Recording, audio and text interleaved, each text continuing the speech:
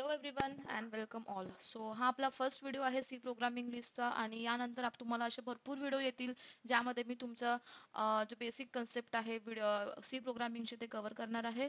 आणि हे सगळे जे कन्सेप्ट आहे BSc engineering first year second year हे सगळ्या स्टुडंटला काम येतील आणि सी प्रोग्रामिंग तर एक कोर लँग्वेज आहे. ही सगळ्यांना आली पाहिजे त्यानंतरच तुम्हाला ज्या बाकीच्या लँग्वेजेस आहेत, ज्या बाकीच्या प्रोग्रामिंग लँग्वेज आहे ते तुम्ही इझिली शिकू शकणार. एक वेळ तुमचा बेस क्लिअर झाला की बाकी सगळं इझी आहे. सो हे सगळे जे व्हिडिओ आहे मराठीमध्ये असेल बिकॉज पुष्कळ स्टुडंट्सला मराठी इझिली कळतं विदर्भातले एस्पेशली. आणि सगळ्यांची जे लेंथ आहे ते एकदम छोटी असेल 10 मिनिट जास्तीत जास्त, किंवा मी ट्राय करेल 10 मिनिटाच्या खाली संपवण्याचा. का बरं? कारण की लेट्स तुमचे आता एक्झाम आहे, मिड सेम असेल किंवा मेन सेमिस्टर असणार. सो तुम्ही पटकन तो एक टॉपिक आहे तुम्हाला समजला नाही किंवा टॉपिक इम्पॉर्टंट आहे पेपरमध्ये येणार आहे, तर तुम्ही ते टॉपिक रीड करून टॉपिकचा व्हिडिओ बघून पटकन तुम्ही पेपरच्या आधी पण बघितलं तरी पेपरमध्ये काहीतरी लिहू शकणार. ओके. आणि जे काही मी टॉपिक कव्हर करेल त्याचं मी टायटलमध्ये व्हिडिओच्या टायटलमध्ये टाकणार आहे की या व्हिडिओमध्ये हा टॉपिक आहे. सो तुम्ही ते बघू शकणार. सो हा जो व्हिडिओ आहे यामध्ये मी दोन कन्सेप्ट क्लिअर केलाय की प्रोग्रामिंग काय आहे, जे तुम्ही बघू शकता, आणि प्रोग्रामिंगची गरज का पडली. मला असं वाटतंय की एक सी प्रोग्रामिंग शिकायच्या आधी, कोडिंग शिकायच्या आधी, सिंटॅक्स शिकायच्या आधी हे तुम्हाला माहिती पाहिजे की प्रोग्रामिंग काय आहे आणि प्रोग्रामिंगची गरज का पडली. तर आपण व्हिडिओची सुरुवात किंवा या पूर्ण प्लेलिस्टची सुरुवात इथनंच करणार आहे की प्रोग्रामिंग काय आहे आणि प्रोग्रामिंगची गरज का पडली. तुम्हाला ते दिसते की यार ताई तर मराठीमध्ये सांगत आहे पण ते पूर्ण इंग्लिशमध्ये लिहिलंय का? बिकॉज मी मराठीमध्ये तर सांगेल पण तुम्हाला पेपरमध्ये इंग्लिशमध्ये लिहायचं आहे. सो मी एक वेळ समजून सांगितल्यानंतर हे आपण पुन्हा रीड करू तर तुम्हाला लगेच समजणार. मी अशा वेमध्ये समजून सांगेल की तुम्हाला इंग्लिशमध्ये लर्न करायची गरज पडणार नाही. तुम्ही काहीतरी नॉर्मली तुम्हाला सेंटेन्स तर इंग्लिशमध्ये लिहिताच येतं ना, जे लेट्स तुम्हाला मराठीमध्ये मीनिंग माहिती आहे, पण तुम्हाला ते इंग्लिशमध्ये कन्व्हर्ट करायचं आहे, तर तुम्ही तसं इंग्लिशमधले सेंटेन्स म्हणून ते आन्सर लिहू शकणार. ओके. म्हणून मी हे इंग्लिशमध्ये पण त्याचे डेफिनेशन्स टाकले आणि तुम्ही ह्या डेफिनेशन्स लिहिलं तर माझी गॅरंटी तुम्हाला मार्क्स मिळतील या टॉपिकवर. म्हणजे हा टॉपिक आला तर तुम्ही याचे ही डेफिनेशन किंवा हे जे काही थेअरी मी लिहिली आहे ते तुम्ही लिहू शकता.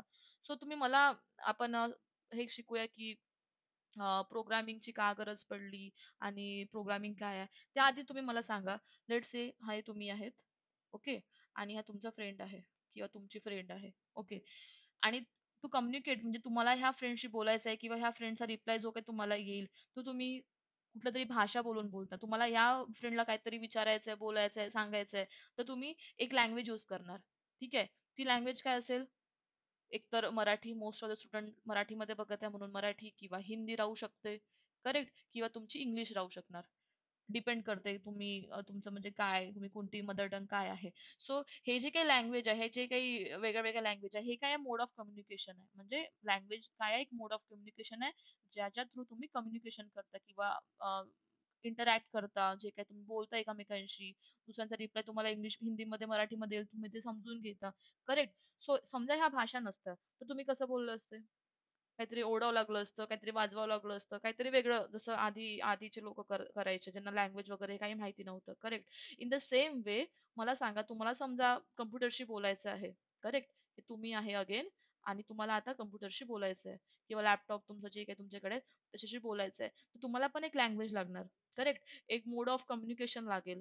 तुम्ही बिकॉज बसल्या बसल्या फक्त मराठीमध्ये इंग्लिशमध्ये काहीतरी बोलले की यार कम्प्युटर मला असं असं करून दे, असं असं चालणार का? नाही. तुम्हाला त्यांच्या भाषेत बोलावं लागणार आहे, इंटरॅक्ट करावं लागणार आहे. तर हाच एक मेन इम्पॉर्टंट पॉइंट आहे की आपल्याला प्रोग्रामिंग नॉलेजची गरज का पडली? कशासाठी? इंटरॅक्ट करण्यासाठी. To to interact with computer. कम्प्युटरशी इंटरॅक्ट करायसाठी आपल्याला प्रोग्रामिंग लँग्वेज म्हणा किंवा प्रोग्रामिंगची गरज पडली. आता प्रोग्रामिंग काय आहे? कधी आपण म्हणतो प्रोग्रामिंग, कधी प्रोग्राम. ओके. हे तुम्हाला सगळं सांगते काय आहे. एक एक्झाम्पल देऊन सांगणार. लेट्स से की तुम्हाला तुमची एक रेसिपी आहे. ओके. रेसिपी आहे. त्यामध्ये तुम्ही लिहिलंय की पहिले ऑइल, लेट्स से मला वांग्याची भाजी बनवायची आहे. मी टाकलं की कढईमध्ये ऑइल टाका, मग जिरा, मोहरी टाका. मग सरळ मी वांगे टाकत आहे. तुम्हाला याला मॉडिफाय करायचं आहे, जसं स्पायसी बनवायचं आहे, तुम्ही बनवू शकता. ओके. तर हे सगळे काय तुमची रेसिपी आहे. ओके. आता रेसिपी आहे, पण रेसिपी आहे, बट काय लगेच तुमची भाजी बनणार आहे का? नाही. तुम्ही ही रेसिपी कोणाला देणार आहात? तर तुमच्या मम्मीला म्हणा किंवा जो कोणी असेल, फ्रेंड आता खूप कोणी पण राहू शकतं. फ्रेंड, मम्मी, बहीण, भाऊ, लहान बहीण, मोठी बहीण वगैरे कोणी पण. पण आता आपण मदरचं एक्झाम्पल घेऊ. हे तुम्ही मदरला दिली. ओके. मग मदर काय करेल, सगळे जे तुम्ही जे काही इन्स्ट्रक्शन्स इथे लिहिले ते फॉलो करेल आणि तुमची एक जे काही भाजी आहे ती रेडी होईल. मी कढी काढते इथे आणि ही तुमची भाजी होईल. ओके. लेट्स से ही कढी कशी काढायची. ओके. ठीक आहे. या कढईमध्ये तुमची वांग्याची भाजी रेडी आहे. हे काय आहे तुमच्यासाठी रेसिपी. ओके. ही काय आहे रेसिपी, हे काय आहे कुक आणि हे तुमचं जे भाजी जे काही मी भाजी लिहिते ते तुमची भाजी आहे. इन द सेम वे हे तुमचे जे इन्स्ट्रक्शन्स आहेत. ओके. एक एक असेल तर आपण त्याला इन्स्ट्रक्शन्स म्हणतो. आता खूप सगळे इन्स्ट्रक्शन्स आहेत. करेक्ट. खूप सगळे इन्स्ट्रक्शनला आपण काय म्हणू? Set of instructions. काय म्हणणार आहे? Set of instructions. तर तुम्ही ह्या सेट ऑफ इन्स्ट्रक्शनला एका रेसिपीशी कंपेअर करू शकता. जशी आपण रेसिपी लाईन वाईज लिहितो तसंच आपल्याला सेट ऑफ इन्स्ट्रक्शन करेक्ट लिहायचे. एक पण रेसिपीमध्ये तुम्ही स्टेप्स रॉंग लिहिली तर आपली भाजी रॉंग बनेल किंवा टेस्टी नाही बनणार किंवा जशी आपल्याला पाहिजे तशी नाही बनणार. इन द सेम वे तुम्हाला पण तुमचे सेट ऑफ इन्स्ट्रक्शन रेसिपी सारखे व्यवस्थित रूल्स फॉलो करून लिहायचे. मग हे तुम्ही सेट ऑफ इन्स्ट्रक्शन्स कुणाला देणार तुमच्या कम्प्युटरला किंवा तुमच्या लॅपटॉपला. करेक्ट? कुणाला देणार? कम्प्युटरला. आणि हे कम्प्युटर सगळे जसे तुमची मम्मी पूर्ण पूर्ण रेसिपी वाचत तसंच आपलं कम्प्युटर आपले सेट ऑफ इन्स्ट्रक्शन्स रीड करणार आणि एक्झिक्यूट करेल आणि जे काही तुम्ही इन्स्ट्रक्शन्स लिहिले त्याप्रमाणे तुमचं आउटपुट देईल. करेक्ट. लेट्स से की तुम्ही तुमच्या इन्स्ट्रक्शन्स मध्ये लिहिलंय की मला 2 नंबरचं ऍडिशन करायचं आहे. एक नंबर आहे ए, दुसरा नंबर आहे बी आणि मला याची ऍडिशन करायची आहे. तर हा कम्प्युटर रीड कर. एक नंबर तुमचा 5 आहे आणि एक नंबर तुमचा 10 आहे. ठीक आहे. इन्स्ट्रक्शन्स तुम्ही प्रॉपरली लिहू. आपण कसे लिहायचे ते समोर शिकणार आहे. डोंट वरी. हे तुम्ही तुमच्या कम्प्युटरला दिले आणि कम्प्युटरनी एक्झिक्यूट करून तुम्हाला आउटपुट काय मिळेल? 5 + 10 15. ओके. सो हे सगळे काय तुमचे सेट ऑफ इन्स्ट्रक्शन्स आणि सेट ऑफ इन्स्ट्रक्शन्सलाच सेट ऑफ इन्स्ट्रक्शन्सला तुम्ही काय बोलणार आहे? प्रोग्राम. काय आहे? Program is nothing but the set of instructions जे कम्प्युटर फॉलो करून आपल्याला एक आउटपुट देईल. आता प्रोग्रामिंग काय आहे? आता मला सांगा, तुम्हाला सेट ऑफ इन्स्ट्रक्शन्स लिहायचे आहे, तर तुम्ही काय डायरेक्ट एका वेळेस 10-12 लाईन लिहू का? नाही. तुम्ही पहिले फर्स्ट लाईन लिहिणार, मग काहीतरी विचार करणार, सेकंड लिहिणार, मग थर्ड लिहिणार, मग फोर्थ लिहिणार. करेक्ट. तर हे जे काही प्रोसेस आहे, ओके, फर्स्ट लिहिण्याची, सेकंड, तर या प्रोसेसला आपण काय म्हणू? प्रोग्रामिंग. काय म्हणणार आहे? Programming is the process of writing program. समजलं? Set of instruction is the program. Okay. आणि प्रोग्रामिंग लिहिण्याची जी प्रोसेस आहे त्याला काय म्हणू आपण? प्रोग्रामिंग. तो कन्फ्यूज नाही व्हायचं. सेट ऑफ इन्स्ट्रक्शन्स प्रोग्राम आणि त्या प्रोग्रामला लिहिण्याची जी प्रोसेस आहे, ही जी प्रोसेस आहे त्याला काय म्हणू आपण? प्रोग्रामिंग. सगळ्यांना कळलं प्रोग्राम काय आहे, प्रोग्रामिंग काय आहे, सेट ऑफ इन्स्ट्रक्शन्स काय आहे. आता हे येतं की यार का गरज पडली प्रोग्राम लिहायची, किंवा असं तर नव्हतं की विदाऊट प्रोग्राम आधी दुनिया नव्हती किंवा म्हणजे असं काही नाही, आधी पण होतं, बट आता जग वाढलं. सगळ्यांना गोष्टी कसं पाहिजे? ऑटोमेट पाहिजे, की एक बटन दाबल्याबरोबर काहीतरी झालं पाहिजे. एटीएम मशीनचं एक्झाम्पल घ्या.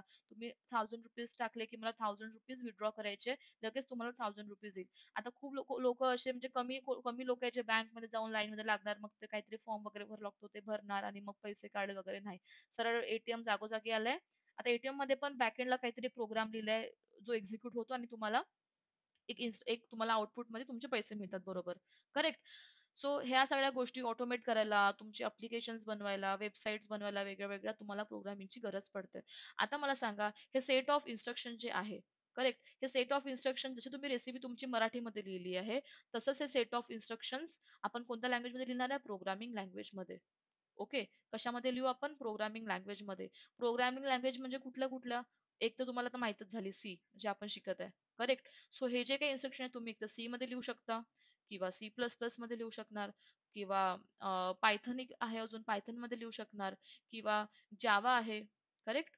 काय आहे? जावा ही पण लँग्वेज आहे. तुम्ही ऐकलं असणार या सगळ्या लँग्वेज. ह्या सगळ्यामध्ये तुम्ही तुमचे सेट ऑफ इन्स्ट्रक्शन लिहू शकता. बट आपण हे सी मध्ये शिकणार आहे बिकॉज आपली सी ची प्लेलिस्ट आहे. सो सेट ऑफ इन्स्ट्रक्शन कसे लिहायचे की तुमचं 2 नंबरचं ऍडिशन होईल, हे आपण कशामध्ये शिकू? सी मध्ये. Okay. So it's not important, it's not like necessary की सी मध्येच. सेट ऑफ इन्स्ट्रक्शन म्हणजे प्रोग्राम आहे आणि प्रोग्राम आपण एक प्रोग्रामिंग लँग्वेज यूज करून लिहितो, तर ती प्रोग्रामिंग लँग्वेज कुठली पण राहू शकते. सी, सी प्लस प्लस, जावा किंवा पायथन.